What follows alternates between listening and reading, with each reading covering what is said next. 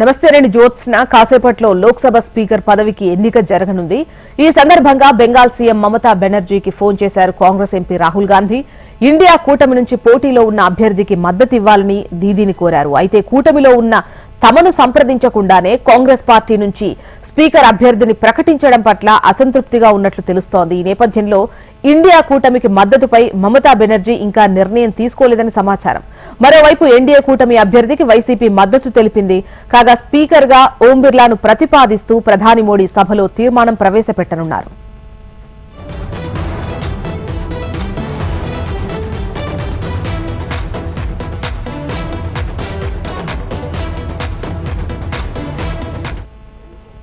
కాసేపట్లో లోక్సభ స్పీకర్ పదవికి ఎన్నిక జరగనుంది. ఈ సందర్భంగా బెంగాల్ సీఎం మమతా బెనర్జీకి ఫోన్ చేశారు కాంగ్రెస్ ఎంపీ రాహుల్ గాంధీ.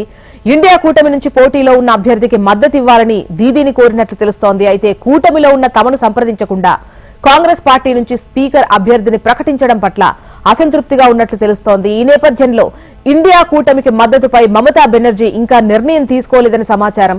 మరోవైపు ఎన్డీఏ కూటమి అభ్యర్థికి వైసీపీ మద్దతు తెలిపింది. కాగా స్పీకర్ గా ఓం బిర్లాను ప్రతిపాదిస్తూ ప్రధాని మోడీ సభలో తీర్మానం ప్రవేశపెట్టనున్నారు. ఇవాళ 11 గంటలకు స్పీకర్ ఎన్నిక జరగనుంది. వివరాలందించేందుకు శిరీష్ సిద్ధంగా ఉన్నారు. శిరీష్, జోస్న మొత్తం మీద కూడా తృణమూల్ కాంగ్రెస్ పార్టీ మధ్య నెలకొన్న ప్రతిష్టంభనకు తెరపడింది. కొద్దిసేపు క్రితమే మల్లికార్జున్ ఖర్గే నివాసంలో కళ్యాణ్ బెనర్జీ అదేవిధంగా ఇతర టీఎంసీ నేతలందరూ కూడా సమావేశమయ్యారు. ఇటు రాహుల్ గాంధీ కూడా మమతా బెనర్జీకి ఫోన్ చేయడం జరిగింది. అదేవిధంగా మల్లికార్జున్ ఖర్గే కూడా మమతా బెనర్జీకి పరిస్థితిని వివరించారు. అయితే చివరికి మెట్టు దిగిన మమతా బెనర్జీ మద్దతు ఇచ్చేందుకు ఓకే అనడంతో కాంగ్రెస్ పార్టీ ఊపిరి పీల్చుకుంది. అయితే కాంగ్రెస్ పార్టీకి ఉన్న సంఖ్యాబలంలో దాదాపు 7 ఎంపీలు ఇంకా ప్రమాణ స్వీకారం చేయని కారణంగా దాదాపుగా 228 మంది మాత్రమే ఓటింగ్లో పాల్గొంటారు. అయితే మిగిలిన ఎంపీలు కనుక ప్రమాణ స్వీకారం చేసినట్లయితే మిగిలిన వాళ్ళు కూడా పాల్గొనేందుకు ఆస్కారం అనేది కూడా ఉంటుంది. 11 గంటలకు సభ ప్రారంభం కాగానే ఎవరైతే 7 ఎంపీలు ప్రమాణ స్వీకారం చేయలేదో అందులో నుంచి 5 మాత్రమే ప్రమాణ స్వీకారం చేసే అవకాశం ఉంది. ఇంజనీర్ రషీద్ అదేవిధంగా అమృత్ పాల్ సింగ్ వీళ్ళిద్దరు కూడా ప్రస్తుతం జైల్లోనే ఉన్నారు. ఒకరు దిబ్రూగఢ్ జైల్లో ఉన్నారు, ఒకరు తిహార్ జైల్లో ఉన్నారు. వీళ్ళు ఓటింగ్లో పాల్గొనేందుకు కోర్టు వీళ్ళకు అనుమతి అనేది కూడా ఇవ్వలేదు. కాబట్టి 233 మంది మాత్రమే ఇండియా కూటమి తరఫున ఓటింగ్లో పాల్గొనేందుకు అవకాశం అనేది కూడా ఉంది. ఇక ఎన్డీఏ కూటమి తరఫున కనుక చూసినట్లయితే ఎన్డీఏ కూటమికి 293 సంఖ్యాబలం అనేది ఉంది. వైసీపీకి సంబంధించి 4 సభ్యులు మద్దతు ఇస్తున్నారు. తమకు మొత్తం మీద కూడా 302 నుంచి 303 మంది సభ్యులు తమకు మద్దతు ఇస్తారని చెప్పేసి కూడా ఇండియా కూటమి క్లెయిమ్ చేస్తోంది. సో సభ ఈ 5 సభ మిగిలిన వాళ్ళు ఎవరైతే ఉన్నారో శశి థరూర్, శత్రుఘ్న సిన్హాతో పాటుగా మరొక 3 సభ్యులు ఎవరైతే ఉన్నారో వాళ్ళ ప్రమాణ స్వీకార కార్యక్రమం అయిపోయిన వెంటనే ప్రధాని నరేంద్ర మోడీ స్పీకర్ ఎన్నికకు సంబంధించిన తీర్మానాన్ని ప్రవేశపెడతారు. ఓం బిర్లాను స్పీకర్గా ప్రతిపాదిస్తూ ఏదైతే తీర్మానం ఏదైతే ఉందో దాన్ని నరేంద్ర మోడీ ప్రతిపాదిస్తారు. దాని తర్వాత రాజ్నాథ్ సింగ్ దాన్ని సెకండ్ మోషన్ చేస్తూ సమర్థిస్తారు. ఆ తర్వాత వరుసగా చూసినట్లయితే రాజీవ్ రంజన్ సింగ్ అలియాస్ లలన్ సింగ్ జేడీయూ పార్టీ తరఫున ఒక తీర్మానాన్ని మూవ్ చేస్తారు. ఆ పార్టీ నుంచి డాక్టర్ రాజ్ కుమార్ సంగ్వాన్ దాన్ని సమర్థిస్తారు. ఆ తర్వాత జితిన్ రామ్ మాంజీ హవామీ మోర్చా పార్టీ నుంచి ప్రతిపాదిస్తారు. దాన్ని శివరాజ్ సింగ్ చౌహాన్ మద్దతు తెలపడం కూడా జరుగుతుంది. ఇక అమిత్ షా ఏదైతే తీర్మానాన్ని ప్రతిపాదిస్తారో దాన్ని నితిన్ గడ్కరీ సెకండ్ చేస్తారు. దాంతోపాటుగా జాదవ్ ప్రతాప్ రావు, గణపత్ రావు ఏదైతే షిండే శివసేన నుంచి తీర్మానాన్ని ప్రతిపాదిస్తారు దాన్ని ఠాక్రే సునీల్ దత్తాత్రే దాన్ని సమర్థిస్తారు. ఇక లోక్ జనశక్తి పార్టీ నుంచి చిరాగ్ పాస్వాన్ తీర్మానాన్ని ప్రతిపాదిస్తారు.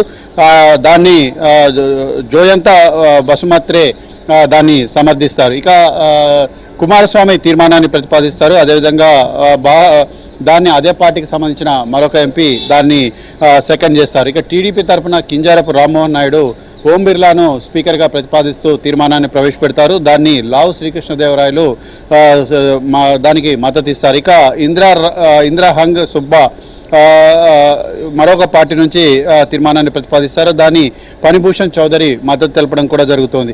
ఇక అనుప్రియ పటేల్ మద్దతు ఇస్తారు. దాన్ని శ్రీ కృష్ణపాల్ గుజ్జర్ దానికి మద్దతు కూడా తెలుపుతారు. ఇక అరవింద్ గణపతి సావంత్ కె సురేష్ తరపున తీర్మానాన్ని ప్రతిపాదిస్తారు. దాన్ని ఎన్కే ప్రేమచంద్రన్ దానికి సపోర్ట్ చేయడం కూడా జరుగుతుంది. అదేవిధంగా ఆనంద్ భదౌరియా సురేష్ను స్పీకర్గా ప్రతిపాదిస్తూ తీర్మానాన్ని ప్రవేశపెడతారు.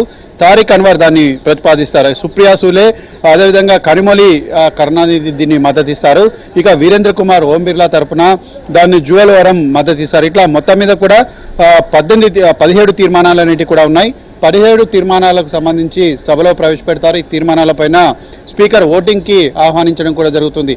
అయితే మూజువానీ ఓటుతోటి స్పీకర్ ఆహ్వానిస్తారా లేకపోతే ఎలక్ట్రానిక్ ఓటింగ్ సిస్టాన్ని ఫాలో అవుతారా లేదు స్లిప్పులన్నింటి కూడా ఇస్తారనేది కూడా చూడాలి. ఒకవేళ మూజువానీ ఓటుతో కనుక తీర్మానాన్ని ప్రవేశపెట్టినట్లయితే ఆ తీర్మానం ఆమోదం పొందితే అప్పుడు డివిజన్ అడుగుతారు. డివిజన్ అంటే ఓటింగ్ అనేది కూడా అడుగుతారు. ఓటింగ్ అడిగినప్పుడు ఎలక్ట్రానిక్ ఓటింగ్ సిస్టమ్ కనుక పనిచేస్తే ఎలక్ట్రానిక్ ఓటింగ్ సిస్టమ్ ద్వారా వెళ్తారు. ఒకవేళ ఎలక్ట్రానిక్ ఓటింగ్ సిస్టమ్ పనిచేయకపోతే అప్పుడు స్లిప్పులు ఇచ్చి స్లిప్ల ద్వారా ఎన్నిక అనేది కూడా జరుపుతారు. ఆ తర్వాత ఏ కూటమికి అయితే ఎక్కువ మెజార్టీ వస్తుందో ఆ కూటమికి సంబంధించిన అభ్యర్థి గెలుపొందినట్లుగా కూడా ప్రొటెం స్పీకర్గా కొనసాగుతున్న భతృహర్ మెహతా ప్రకటిస్తారు.